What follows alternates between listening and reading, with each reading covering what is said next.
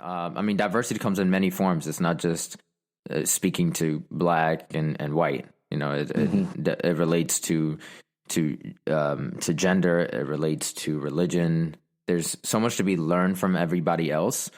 Like in my environment, there are people who are Muslim, there are people who are Christian, there are, people who are that follow or Hindu religion. There are people from all different backgrounds, and you learn so much, right? You learn so much from other people's culture, and it helps you appreciate them as a person and gain a better understanding of the world as a whole.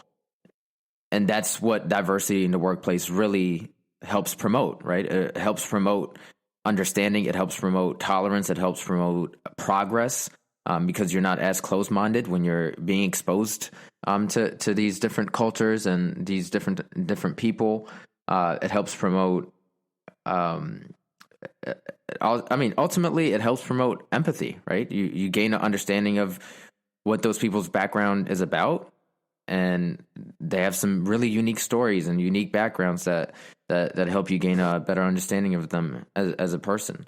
And the thing about it is that, like, once you make people comfortable, right, and you allow them into your space, it fosters like new ideas, it fosters growth that you may not have seen or exposed to from within your circle. Like, your circle continues to expand, if that makes sense. One of the weird things that plays into is the idea of code switching, right? Because we do bring our own experiences, we do bring our own ideas, but then trying to communicate that to somebody that hasn't experienced or hasn't lived the life that we've lived can be kind of a task, because as friends, we can talk however we want. We're all kind of from this general area. We all kind of have the same way of talking, the same really diverse experience. But imagine talking to somebody that, has just gone to like elite private schools or something and has a different view of life.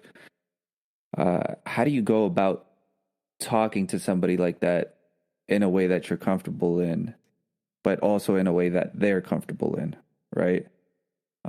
That's kind of the idea of code switching. And the standard right now is for us to kind of code switch into their way of seeing things, right? The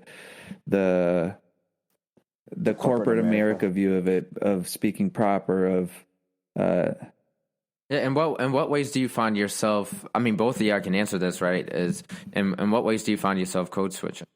And is code switch? So there's a couple different ways this can go, right? Because one, personally, how do you find yourself code switching? And then the follow-up question would be, why do you find yourself code switching? It is a little bit of relatability and trying to gain their trust. But if you look at it from a different perspective, it's almost like you're trying to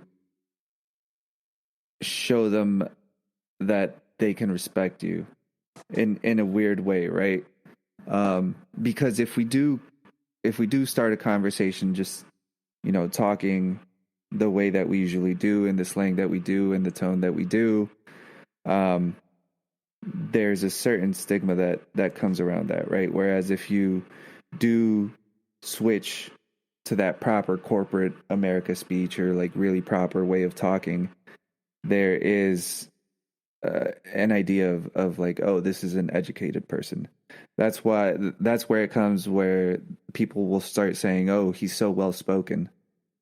Where we could code switch in and out of that. That doesn't change who I am. The way that I speak doesn't change who I am. I still know the same amount of things. I'm just more comfortable communicating it in the way that I was raised to communicate, in the way people spoke in my neighborhood and in my city or whatnot.